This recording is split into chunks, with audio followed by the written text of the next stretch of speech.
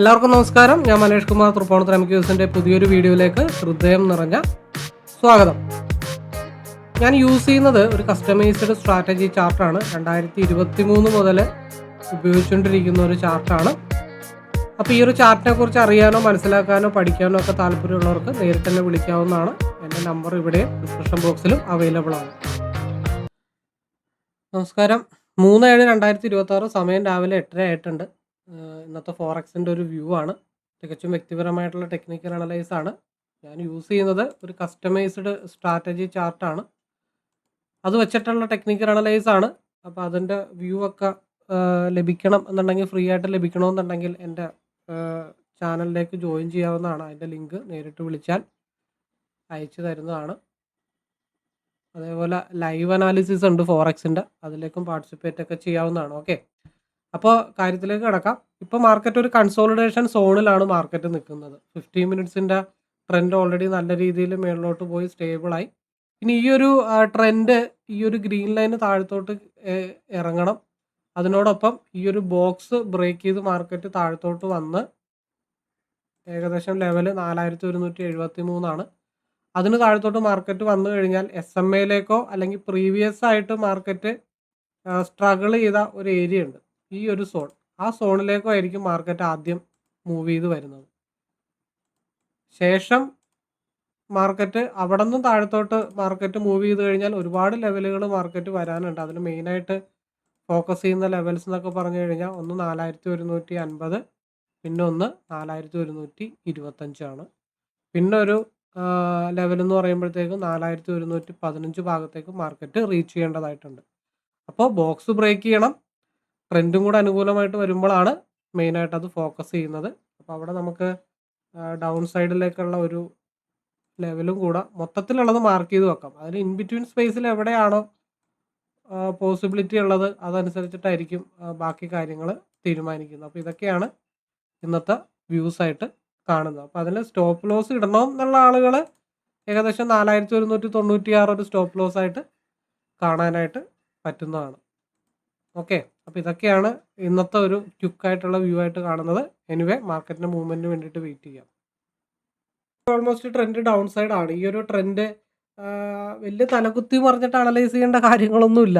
നമ്മളൊരു സ്ട്രാറ്റജി പക്ക ഫോളോ ചെയ്യുന്നു. പിന്നെ ഇതിൻ്റെ വാല്യൂസ് ഒക്കെ എൻ്റയർലി ഡിഫറൻ്റ് ആണ്. അതുകൊണ്ടാണ് ഇൻബിൽറ്റ് വാല്യൂ അല്ല ഒന്നിൻ്റെ, എല്ലാത്തിൻ്റെയും ഡിഫറൻറ്റ് വാല്യൂസ് ആണ്. അപ്പോൾ മാർക്കറ്റ് ഇത് ട്രെൻഡ് താഴത്തോട്ട് വരുന്നു, അതനുസരിച്ചിട്ട് മാർക്കറ്റ് കൺസോളിഡേഷൻ സോണിൽ നിന്ന് താഴത്തോട്ട് വരുന്നു. ഇനി 15 മിനിറ്റ്സിന് ട്രെൻഡും കൂടെ താഴത്തോട്ട് കിട്ടിക്കഴിഞ്ഞാൽ SMA അതിൽ ഫസ്റ്റ് റിജക്ഷൻ പോയിന്റ് എന്ന് പറയുന്നത് ഏകദേശം ഒരു 4167 ആണ്. പിന്നെ ഉള്ളത് SMA ആണ്. പിന്നെ ഉള്ളത് മാർക്കറ്റ് ഈ ഭാഗത്തേക്കുള്ള റീട്രേസ്മെൻ്റ് ആണ്. അപ്പോൾ എന്തായാലും ഒരു $10 ഈസി ആയിട്ട് 10 പോയിന്റ് കിട്ടിക്കഴിഞ്ഞാൽ അതും ബെറ്റർ ആണെന്നുള്ള ഒരു കാര്യമാണ്. നമ്മൾ സ്ഥിരമായിട്ട് 10 പോയിന്റ് കണ്ടുപിടിച്ചിട്ട് നമ്മുടെ ഇൻവെസ്റ്റ്മെൻറ്റ് കൂടുന്നതനുസരിച്ചിട്ട് നമുക്ക് ലോട്ട് കൂട്ടി കൂട്ടി കൂട്ടി കൂട്ടി കൂട്ടി കൂട്ടി കൂട്ടി കൊണ്ടുവരുന്നതാണ് ഏറ്റവും ബെറ്റർ. എപ്പോഴും നമ്മളിപ്പോൾ നല്ല രീതിയിൽ ഇൻവെസ്റ്റ്മെൻറ്റ് വേണം. കാരണം അല്ലാതെ ചെറിയ ഇൻവെസ്റ്റ്മെൻറ്റിലൊക്കെ ഇട്ട് കഴിഞ്ഞിട്ടുണ്ടെങ്കിൽ പെട്ടെന്ന് നമ്മളൊന്ന് പാനിക്കായി സിറ്റുവേഷനൊക്കെ അക്കൗണ്ടൊക്കെ വാഷ് ഔട്ടായി പോകാനുള്ള ചാൻസ് ഉണ്ട്. ഞാൻ മെജോറിറ്റി ചെയ്യുന്നത് എന്താണെന്ന് വെച്ചാൽ സ്റ്റോപ്പ് ലോസ് ഞാൻ മനസ്സിലേ കാണത്തുള്ളൂ കേട്ടോ. ഞാൻ സിസ്റ്റത്തിൽ അങ്ങനെ സ്റ്റോപ്പ് ലോസ് ഇട്ട് വെക്കുന്നത് വളരെ കുറവാണ്. എന്നിട്ട് ഞാൻ എന്ത് ചെയ്യും, ഒരു പരിധി കൂടുതലും ഓപ്പോസിറ്റാണ് പോകണമെന്നുണ്ടെങ്കിൽ ഞാൻ ഹെഡ്ജ് ചെയ്തിടും. ഇപ്പോൾ എനിക്ക് കൺട്രോൾ കിട്ടുന്നില്ല അല്ലെങ്കിൽ ന്യൂസ് ബേസ്ഡ് ആയിട്ടുള്ള നല്ല മൂവ്മെൻ്റ് ആണെങ്കിൽ ഞാൻ ഓപ്പോസിറ്റ് ഹെഡ്ജ് ചെയ്തിടും. എന്നിട്ട് ചിലപ്പോൾ അന്ന് ചിലപ്പോൾ ചെയ്യണമെന്നില്ല, പിറ്റേ ദിവസം എവിടെയെങ്കിലും പോയി ഒരു റെസിസ്റ്റൻറ്റിൽ തട്ടി കഴിയുമ്പോഴത്തേക്കും ആ ഹെഡ്ജ് ചെയ്തിട്ടത് എക്സിറ്റ് ചെയ്തിട്ട് പിന്നെ താഴത്തോട്ടുള്ളത് പതുക്കെ ഹോൾഡ് ചെയ്തോ അല്ലെങ്കിൽ ആഡ് ചെയ്തോ ആവറേജ് ചെയ്തോ ഒക്കെ പതുക്കെ പതുക്കെ കൊണ്ടുവരും. ഒരു പരിധി കൂടുതൽ ഗ്യാപ്പ് ഇടാതെ പിടിച്ചു നിർത്തുക എന്നുള്ളതാണ്. അപ്പോൾ അത് നോർമലി ഉള്ള ചാർട്ട് വെച്ചിട്ടല്ലല്ലോ ചെയ്യുന്നത്. ഇതേപോലത്തെയുള്ള ഒരു ചാർട്ട് വെച്ചിട്ട് ചെയ്തുകൊണ്ടാണ് അത് ഫോക്കസ് ചെയ്യുന്നത്. അതാകുമ്പോഴത്തേക്ക് നമുക്ക് ഈ ട്രെൻഡൊക്കെ നോക്കിയിട്ട് ഇപ്പോൾ 15 മിനിറ്റ്സിൽ ഇപ്പോഴും അപ്പർ സൈഡാണ് മാർക്കറ്റ് നിൽക്കുന്നത്. പക്ഷേ എന്തുകൊണ്ടാണ് ഡൗണിലേക്ക് ഫോക്കസ് ചെയ്തതെന്ന് വെച്ചാൽ 5 മിനിറ്റിൽ എയർലി മാർക്കറ്റ് ഡൗൺ സൈഡ് ആയിട്ടുണ്ട്. അപ്പോൾ ഇതിങ്ങനെ സ്റ്റേബിളായിട്ട് പോകുമ്പോഴത്തേക്കും 15 മിനിറ്റ്സിൽ മാർക്കറ്റ് ഡൗൺ സൈഡിലേക്ക് ട്രെൻഡ്, ഇതേപോലത്തെ ട്രെൻഡ് 15 മിനിറ്റ്സിൽ മാർക്കറ്റ് താഴത്തോട്ട് വരാൻ തുടങ്ങും.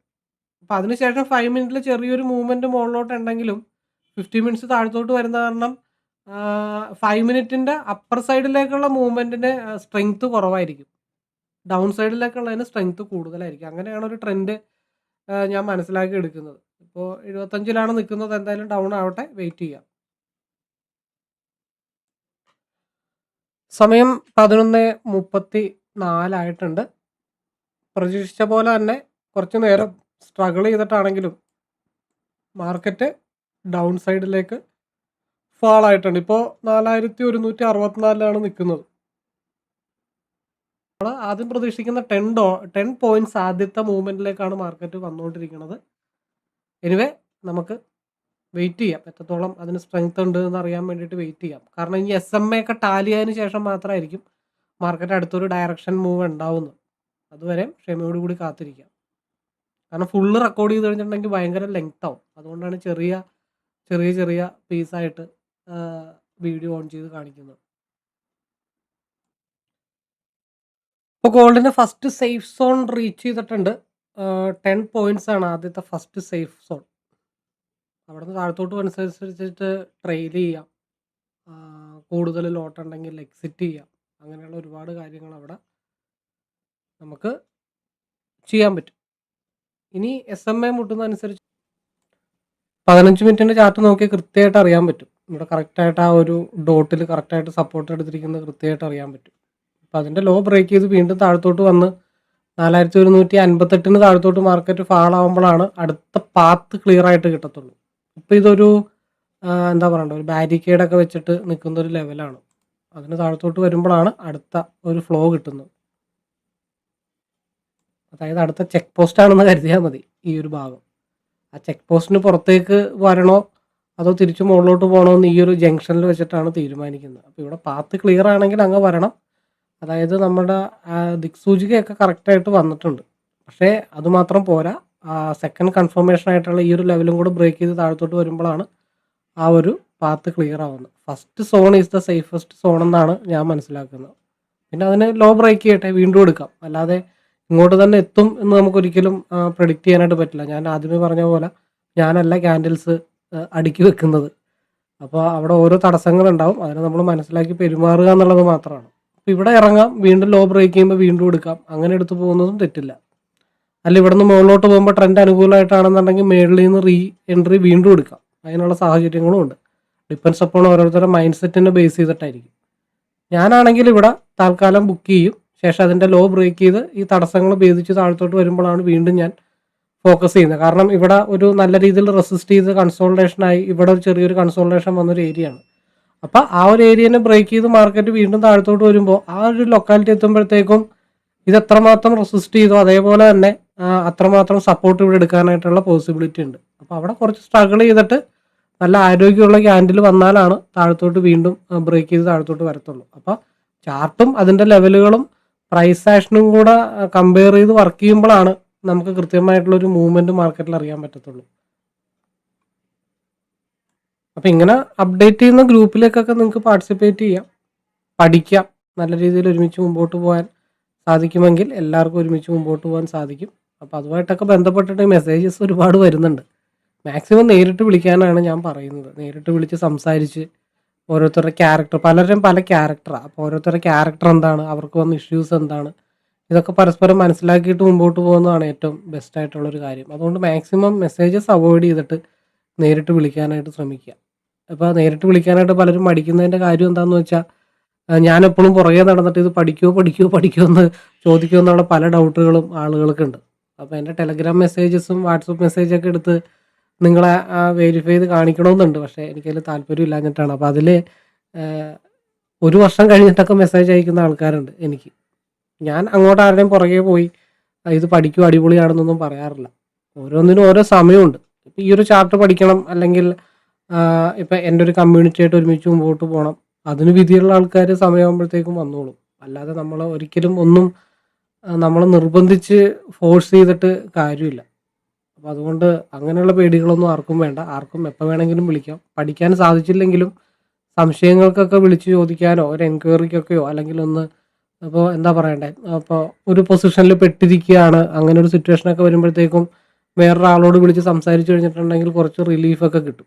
അപ്പോൾ അങ്ങനെ ആർക്കെങ്കിലും എന്തെങ്കിലും ബുദ്ധിമുട്ടോ മാനസിക ബുദ്ധിമുട്ടോ അല്ലെങ്കിൽ ട്രേഡിങ്ങിൽ ഉണ്ടാകുന്ന പൊസിഷൻസുമായിട്ടുള്ള ബുദ്ധിമുട്ടോ കാര്യങ്ങളോ ഒക്കെ ഉണ്ടെന്നുണ്ടെങ്കിൽ നമ്മൾ പറയുന്നത് ശരിയോ തെറ്റോ എന്നുള്ളതല്ല. അപ്പോൾ ഒരു റിലീഫ് കിട്ടണം, അല്ലെങ്കിൽ സ്വസ്ഥമായിട്ടൊന്ന് സംസാരിക്കണം, മനസ്സിനൊരു ആശ്വാസം കിട്ടും. ഒരിക്കലും നമുക്ക് ട്രേഡിങ്ങിൽ വരുന്ന സൈക്കോളജിക്കൽ പ്രോബ്ലംസ് നമുക്ക് അപ്പുറത്തെ വീട്ടിലെ ചേട്ടനോടോ അല്ലെങ്കിൽ വൈഫിനോടോ അച്ഛനോടോ അമ്മയോടോ സംസാരിക്കാൻ പറ്റില്ല. വേറെ എന്ത് സാഹചര്യമാണെങ്കിലും നമുക്ക് മറ്റുള്ളവരോട് സംസാരിക്കാം. പക്ഷെ ഒരു ട്രേഡിങ്ങിൽ ഉണ്ടാവുന്ന മാനസിക ബുദ്ധിമുട്ട് നമുക്ക് വേറെ ആരോടെങ്കിലും സംസാരിച്ചു കഴിഞ്ഞാൽ അവർ നമ്മളെ കളിയാക്കത്തേ ഉള്ളൂ. അപ്പോൾ ട്രേഡിംഗ് ആയിട്ടുള്ള ബുദ്ധിമുട്ടുകൾ നമുക്ക് ഡിസ്കസ് ചെയ്യണമെന്നുണ്ടെങ്കിൽ ട്രേഡിംഗ് മേഖലയിലുള്ള ആളുകളായിട്ട് സംസാരിക്കണം. എങ്കിൽ മാത്രമേ നമുക്കൊരു റിലീഫ് കിട്ടത്തുള്ളൂ. അപ്പോൾ ആർക്കും എപ്പോൾ വേണമെങ്കിലും വിളിക്കാം. Always welcome. എനിവേ കത്തിവെച്ച് പോകുന്നില്ല, വെയിറ്റ് ചെയ്യാം.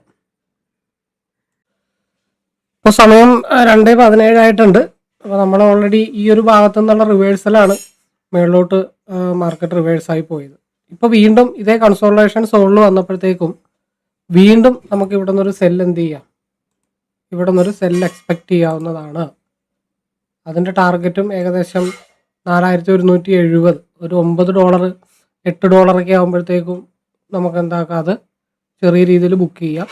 പിന്നെ 4162 താഴത്തോട്ട്, ഈ ഒരു 4169 താഴത്തോട്ട് സ്ട്രൈറ്റനിങ് ചെയ്യുകയാണെന്നുണ്ടെങ്കിൽ ട്രെയിൽ ചെയ്ത് ലോക്ക് ചെയ്യാം. അത് 4162 ബ്രേക്ക് ചെയ്ത് താഴത്തോട്ട് പോകണം. അപ്പോൾ ഇവിടെ എപ്പോഴാണ് ഇവിടെ ഒരു എൻട്രി പ്ലാൻ ചെയ്തതെന്ന് വെച്ചാൽ 5 മിനിറ്റിൻ്റെ ചാർട്ടിൽ ട്രെൻഡ് ഓൾറെഡി അനുകൂലമായിട്ട് വന്നിട്ടുണ്ട്. 5 മിനിറ്റിൻ്റെ ചാർട്ടിൽ ട്രെൻഡ് ലൈൻ വന്നത് കൊണ്ടാണ് ഇവിടെ വീണ്ടും ഒരു സെല്ല് നോക്കാമല്ലോ എന്ന് വിചാരിച്ചത്. അപ്പോൾ ആ വ്യൂ താഴത്തേക്ക് വരുന്നത് എഗെയിൻ ഈ ഒരു 4162 ഭാഗത്തേക്കായിരിക്കും. അപ്പോൾ വൈകിട്ട് 4162 6 മണിക്ക്, ഇപ്പോൾ സമയം 2:30 ആയിട്ടുണ്ട്, 3:30 4:00 5:30 6:30, ചിലപ്പോൾ ഇവിടെ തന്നെ ഇങ്ങനെ കൺസോൾട്ടേഷൻ ആയതുകൊണ്ട് സ്ട്രഗിൾ ചെയ്യാം. 6:30ക്ക് ശേഷം 4162 ഒരു ബ്രേക്ക് താഴത്തോട്ട് വന്നു കഴിഞ്ഞാൽ 50 അല്ലെങ്കിൽ 4115 മിഡ് നൈറ്റോട് കൂടിയിട്ടൊക്കെ മാർക്കറ്റ് എത്താം. ഈ 4115 എന്നുള്ളത് അത്യാവശ്യം റീച്ച് ചെയ്യേണ്ട ഒരു സ്പേസ് തന്നെയാണ്. അപ്പോൾ ആ മൂവ്മെൻറ്റ് ഏത് രീതിയിൽ വർക്കൗട്ട് ആവും എന്നുള്ളത് നമുക്ക് കാത്തിരുന്നിട്ട് കാണാം, വെയിറ്റ് ചെയ്യാം. ഓക്കെ, അപ്പോൾ ചാർട്ട് കൃത്യമായിട്ട് പറഞ്ഞു തരുന്നുണ്ട് എവിടെ റിജക്റ്റ് ആവും എന്നുള്ള കാര്യങ്ങൾ, സൂചന അടക്കം ട്രെൻഡ് ലൈനിൻ്റെ സൂചന ഇവിടെ തരുന്നുണ്ട്. അപ്പോൾ ഇതൊക്കെ ഇവിടെയൊക്കെ വരുമ്പോഴത്തേക്കും ഓൾമോസ്റ്റ് സെല്ലായി എന്നാണ് അതിനർത്ഥം. നമ്മളെപ്പോഴും ഇതേപോലെയുള്ള സ്ഥലങ്ങൾ, അതായത് ഇതിപ്പോൾ ഇവിടെ നിന്ന് ഇവിടം വരെ ഡൗൺ ആയത് കൺസോൾട്ടേഷൻ ആയതുകൊണ്ടാണ് മാർക്കറ്റ് താഴത്തോട്ട് വരാഞ്ഞത്, അല്ലെങ്കിൽ നല്ല രീതിയിൽ താഴത്തോട്ട് വരേണ്ടതാണ്. എഗെയിൻ ഇവിടെ നിന്ന് വീണ്ടും ഡൗൺ ആയപ്പോഴത്തേക്കുമാണ് ആ മൂവ്മെൻറ്റിൽ മാർക്കറ്റ് പിന്നെയും കൺസോൾട്ടേഷൻ ആയിട്ട് താഴത്തോട്ട് വന്നത്. എപ്പോഴും അപ്പോൾ ഇവിടെ നിന്നുള്ള ഒരു റെഡിലേക്ക് കയറുമ്പോഴാണ് ബൈ എപ്പോഴും നോക്കുന്നത്. ആ ബൈ സോൺ നോക്കുന്ന സമയത്ത് സപ്പോർട്ട് ഉണ്ടോ റെസിസ്റ്റൻ്റ് ഉണ്ടോ എന്നുള്ള കാര്യങ്ങളൊക്കെ നോക്കണം. അങ്ങനെയാണ് നമ്മൾ ട്രെൻഡ് ഐഡൻറ്റിഫൈ ചെയ്തെടുക്കുന്നത്. ഇപ്പോൾ ഇവിടെ നിന്നുള്ള മൂവ്മെൻറ്റ് ഇങ്ങനെ സ്ട്രെയിറ്റ് ആയിട്ട് പോകുന്നത് എപ്പോഴും ഇതേപോലെ കൺസോൾട്ടേഷൻ ആവണമെന്നില്ല. അത് ഇവിടെ നിന്നൊക്കെയുള്ള മൂവ്മെൻറ്റ് നല്ല രീതിയിൽ താഴത്തോട്ട് വന്നിട്ടുണ്ട്. ചെറിയ ടൈം ഫ്രെയിം ചെറിയ ടാർഗറ്റ് ചെറിയ സ്റ്റോപ്പ് ലോസ്, വലിയ ടൈം ഫ്രെയിം വലിയ ടാർഗറ്റ് വലിയ സ്റ്റോപ്പ് ലോസ്. അങ്ങനെ ക്ഷമയോടുകൂടി ഡൈവർജൻസിന്, എനിക്ക് നേരത്തെ ആ പരിപാടി ഇല്ലായിരുന്നു, കാണുന്ന മുറയ്ക്ക് ചാടിയെടുക്കുന്ന പരിപാടി ഉണ്ടായിരുന്നു. പിന്നെ എനിക്കും ഈ ഫോറക്സ്, ഞാൻ ഇന്ത്യൻ മാർക്കറ്റിലെ നിഫ്റ്റി ഓപ്ഷൻ ബയറായിട്ട് 3.5 വർഷം ഫോക്കസ് ചെയ്തിട്ടുള്ള ഒരാളാണ്. അപ്പോൾ 3 മാസം ആയിട്ടുള്ളൂ ഫോറക്സിലേക്ക് വന്നിട്ട്. അപ്പോൾ അതിൻ്റെ കുറേ ക്യാരക്ടറും കാര്യങ്ങളൊക്കെ മനസ്സിലാക്കുന്നതിൻ്റെ ഇടയിൽ ചെറിയ ചെറിയ ലോസൊക്കെ ഓൾറെഡി വന്നിട്ടുണ്ട്. പക്ഷെ ഇപ്പോൾ ഏകദേശം അതിൻ്റെ സ്ട്രക്ചറൊക്കെ ഏകദേശം മനസ്സിലാക്കി തുടങ്ങി. ക്യാരക്ടർ മനസ്സിലാക്കണം. ചാർട്ട് സെയിം ആണ്, ബാക്കിയെല്ലാം സെയിം ആണെങ്കിലും അതിൻ്റെ നമ്മൾ ക്യാരക്ടർ മനസ്സിലാക്കി എടുത്തു കഴിഞ്ഞാൽ പിന്നെ ഈസിയാണ്. അപ്പോൾ ഏകദേശം ക്യാരക്ടറൊക്കെ മനസ്സിലായി വരുന്നുണ്ട്. അപ്പോൾ ക്ഷമയോടുകൂടി കാത്തിരുന്ന് കഴിഞ്ഞാൽ ഒരുപാട് അവസരങ്ങൾ ഫോറക്സിലുണ്ട്. എനിക്കും മറ്റേ ഫോമോ എന്ന് പറഞ്ഞ പരിപാടികളൊക്കെ ഉണ്ടായിരുന്നു മുമ്പ്, ചാടി കയറി എടുക്കുക അങ്ങനെയുള്ള പരിപാടികളൊക്കെ ഉണ്ടായിരുന്നു. അത് പോകെ പോകെ പോകെ ഒരു 3-3.5 വർഷം കൊണ്ടൊക്കെ നമ്മൾ ആ ഒരു ലെവലിലേക്ക് സെറ്റായിട്ട് വരത്തുള്ളൂ. ട്രേഡിങ്ങിലേക്ക് വരുന്ന എല്ലാവരും ലോസ് ഫേസ് ചെയ്ത് തന്നെ വരണം. ലോസ് ഉണ്ടാവും, ഭയങ്കര ബുദ്ധിമുട്ടായിരിക്കും, കിടന്ന ഉറക്കം വരില്ല, ഭയങ്കര ഡിപ്രഷൻ മോഡിലേക്കൊക്കെ പോകും. എല്ലാ ട്രേഡേഴ്സും അങ്ങനെ പോയി ഈ പറഞ്ഞ പോലെ പല സിറ്റുവേഷൻസും ഓവർകം ചെയ്യുമ്പോഴാണ് ഒരു പെർഫെക്റ്റ് ട്രേഡറായിട്ട് വരത്തുള്ളൂ. അതിനെന്തായാലും ഒരു 2-2.5 വർഷം കൊടുത്തേ പറ്റത്തുള്ളൂ, സിംഗിൾ സ്ട്രാറ്റജി ഫോളോ ചെയ്യുവാണെങ്കിൽ. പല പല സ്ട്രാറ്റജിയുടെ പുറകെ പോയാൽ ആ 3.5 വർഷം എന്നുള്ള 2 വർഷം എന്നുള്ളത് 5 ആവാം 7 ആവാം. എനിവേ നമുക്ക് വെയിറ്റ് ചെയ്യാം. മാർക്കറ്റ് ഒന്നെങ്കിൽ ഈ ഒരു കൺസോൾട്ടേഷൻ സോണിൻ്റെ ലെവലിലേക്ക്, അതായത് ഈ ഒരു ക്യാൻഡലിൻ്റെ ഈ ഒരു പിൻബാർ വന്നിരിക്കുന്നുണ്ട്, ആ പിൻബാറിൻ്റെ ലോവിലേക്ക്, അതൊരു പിൻബാർ കറക്റ്റ് സപ്പോർട്ട് എടുത്തിട്ടാണ് പിൻബാർ പോയിരിക്കുന്നത്. അപ്പോൾ ആ പിൻബാറിൻ്റെ ലോ 4170 ആ ഒരു ഭാഗത്തേക്കൊക്കെ വന്ന് സപ്പോർട്ട് എടുക്കുകയാണെന്നുണ്ടെങ്കിൽ അവിടെ ഒന്ന് റെസ്റ്റ് എടുക്കാം. വീണ്ടും മുകളിലോട്ട് പോയിട്ട് അഗെയിൻ ബ്രേക്ക് ചെയ്യുമ്പോൾ എടുക്കാം. പിന്നെ ഹൈ വോളിയത്തിൽ ബ്രേക്ക് ചെയ്ത് പോയി കഴിഞ്ഞാൽ താഴത്തോട്ട് ട്രെയിൽ ചെയ്ത് പോകുക എന്നുള്ളത് മാത്രമേ ഉള്ളൂ. അപ്പോൾ തൽക്കാലം റെസ്റ്റ് എടുക്കാൻ പറ്റുന്നത് 4171 ഭാഗത്താണ്. അല്ലെങ്കിൽ അതനുസരിച്ചിട്ട് ആ ഭാഗത്ത് വരുമ്പോഴത്തേക്കും അലർട്ട് ആവുക, ട്രെയിൽ ചെയ്യുക, അല്ലെങ്കിൽ ക്വിക്കായിട്ട് റിവേഴ്സ് ആയി കഴിഞ്ഞാൽ കിട്ടിയ പ്രോഫിറ്റ് ബുക്ക് ചെയ്യുക. അങ്ങനെ ശ്രദ്ധിച്ചിരിക്കണം. ഇങ്ങനെയുള്ള സ്ഥലത്തൊന്നും വലിയ ടെൻഷനും കാര്യങ്ങളൊന്നും അടിക്കേണ്ട, നോക്കിയിരിക്കേണ്ട കാര്യങ്ങളൊന്നുമില്ല. ഈ ഒരു ഭാഗത്തേക്ക് എത്തുമ്പോൾ അല്ലെങ്കിൽ 4192 മുകളിലോട്ട് പോകുമ്പോൾ അവിടെ ബ്രേക്ക് ഔട്ട് ആവുന്ന ഹൈ ബ്രേക്ക് ചെയ്യുന്ന ക്യാൻഡിൽ എങ്ങനെയാണ്, വീക്കാണോ, ജെനുവിൻ ആണോ, അല്ലെങ്കിൽ ഇതേപോലെ വൈറ്റ് ക്യാൻഡിൽസ് ആണോ അവിടെ ബ്രേക്ക് ആവുന്നത് എന്നുള്ള കാര്യങ്ങളൊക്കെ ശ്രദ്ധിച്ചാൽ ഒന്നും കൂടെ ഓക്കെയാണ്.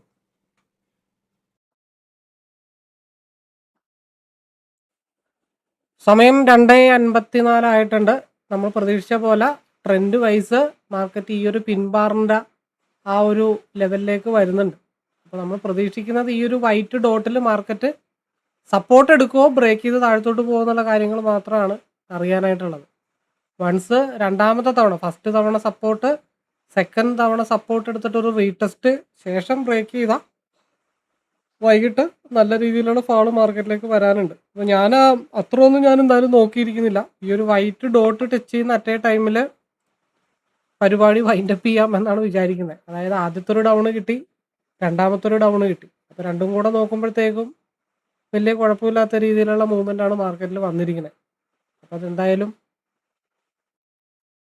ഈ ഒരു ക്യാൻഡലിൻ്റെ ലോ കൂടെ നോക്കിയിട്ട് അവസാനിപ്പിക്കാം.